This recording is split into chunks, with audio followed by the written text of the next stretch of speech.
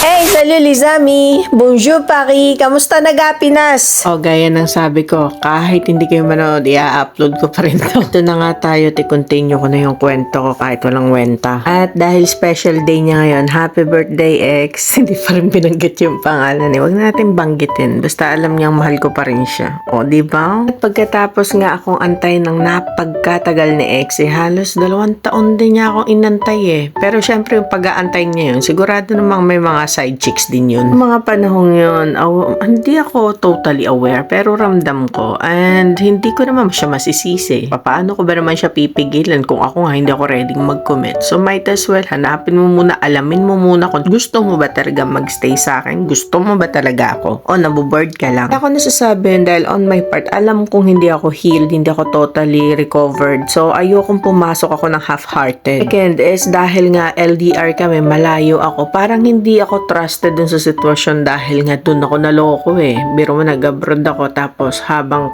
nasa abroad ako, meron na pala akong kasabay na hindi ko alam. So parang natakot ako na baka maulit. And another factor is si ex. Si ex galing sa isang long-term relationship na ako merong trauma dahil yung naging ex ko na nanloko sa akin 11 years naman ang pinalitan ko. Diba? Yung mga trauma niya, Diyos ko, yung mga pattern na yan. Kaya hindi rin talaga ako nag-give in talaga kahit na may nararamdaman na akong kakaiba kay ex, kahit alam ko nahuhulog na ako, hindi pa rin ako sigurado. So, gusto ko masigurado niya yung sarili niya kung handa ba siya. Kasi pag nakita kong handa siya, handa ako. Kasi sigurado, dapat tayo assured. Pagka talaga diskumpiyado ka at wala kang assurance, hindi ka secured na pakiramdam mo safe ka, mahirap tumaya. Kaya, ginusto ko naman talagang i-assure muna yung sitwasyon namin. Mahirap lalo na ako. Iba ako magpasok ng sarili ko at magpapasok ng tao sa sarili ko. Pagka pumasok, hirap akong paalisin. Mula 2017 nang magkakilala kami, 2020 naging kami. Di ba ang tagal dun sa 2 taong pagitan yung maraming pagkakataong tulak, kabig kami pareho. Kasi alam kong gusto ko siya at nahuhulog ako pero takot akong pumasok sa sitwasyon, sa relasyon. At isa pa sa napakalaking factor is yung bulol. At isa pa sa napakalaking factor is yung pagiging church goer ko. Nung na-broken kasi ako doon kay ex, yung unang ex, nagpunta ako, nag-church, nagsik ako ng hell kay Lord. So, naging church goer ako. Hindi ako like fully dive, born again Christian, pero meron akong knowledge. Nagpupunta ako, na-open yung mata ko. At yun yung talaga nagpa-hold back nararamdaman ko noon. Yun talaga yung nagpapahirap sa akin kasi mahal ko nga, gusto ko na nga din sa ex, gusto ko nang pumasok sa relasyon, pero nandun ako dito sa pinapasukan kong religion na hindi uubra. Pala for the context, yung sinundan ni ex is lesbian. So, nung nagpunta ako nag-church uli ako sa born again Christian, ayun, dinali na naman yung aking konsensya, yung aking knowledge na aware ako, na may awareness ako na hindi uubra. Pero yung puso ko talaga, ang tigas ng puso ko, ang tigas ng ulo, may sariling utak. Kahit aware ako na hindi ko dapat daw mahalin si ex, mahal ko pa rin eh. At doon ako nahihirapan akong labanan. Until such time na may mga nagiging side chicks na rin naman si ex na wala akong magawa kasi hindi nga ako makapag-commit. Pero pag nalalaman ko yung pag inaamin niya sa akin, sobrang sakit. Doon mga panahong inamin niya sa akin yun, nagkaroon ako ng eye-opener. Nagkaroon ako ng realization na parang sabi ko sa sarili ko, masakit pala. Na alam mo yung gusto mo yung tao, pero dahil hindi ako makapag-commit, napipilitan siyang humanap, i-divert yung nararamdaman yung attention niya sa ibang lugar. Paano ko siya aawayin? Paano ko siya sisisihin? Anong dapat kong sabihin kung ako naman yung nagtutulak sa kanyang mapunta sa ganung lugar? Kasi yung hindi ko pagiging handa, ramdaman ko na rin yung mga selos, yung mga pagsisisi, guilt. Syempre, sinisisi ko yung sarili ko. And that made me realize na, okay, sige, unti-unti ko nang buksan yung puso ko, unti-unti kong subukang ihakbang yung paa ko papasok sa sitwasyon. Di ba nakakatawa na baliktad yung sitwasyon? Unti-unti ko na siyang minamahal nang hindi niya alam. Unti-unti ko nang gustong ipasok yung sarili ko na wala siyang idea. Hindi ko sinasabi sa kanya. Kaya namang iningatan ko yung sarili ko. Unti-unti kong iniready yung sarili ko na pag pumasok ako sa sitwasyon namin, sa relasyon namin, talaga magfull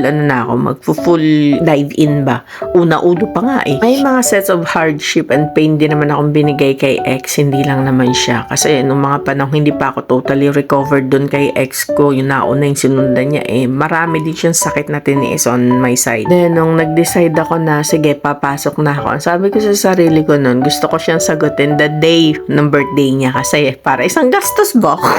Dalas ko rin sinasabi nun kay ex kapag kayo, kasi yung nakikita kong parang ako lang yung iniikutan ng araw niya, ng mundo niya, ng buhay niya. Parang naaawa ako sa kanya kasi ako, abala ako sa trabaho. Abala ako sa trabaho. May trabaho din naman siya. Pero syempre, after nung trabaho, parang gusto ko rin magkaroon siya ng life outside us. Kasi ako, may mga ibang ginagawa rin ako at yung trabaho ko is talagang ino-occupy niya yung oras ko. So siya, pag wala na siyang trabaho, sa akin na lang. Gusto ko magkaroon siya ng buhay. Sabi ko nga sa kanya, find the life. Find the life outside yung sitwasyong meron kayo para kahit papaano yung oras mo, hindi ka naboboard, hindi yung siya lang siya iniikutan ng buhay mo, magkaroon ka rin ng outside happiness. Hindi lang yung nakaloob, nakakulong lang sa sitwasyon. Sumunod naman si ex. Napakabait naman. Sumunod naman. Humanap ng life. Humanap ng life, pati pala love life.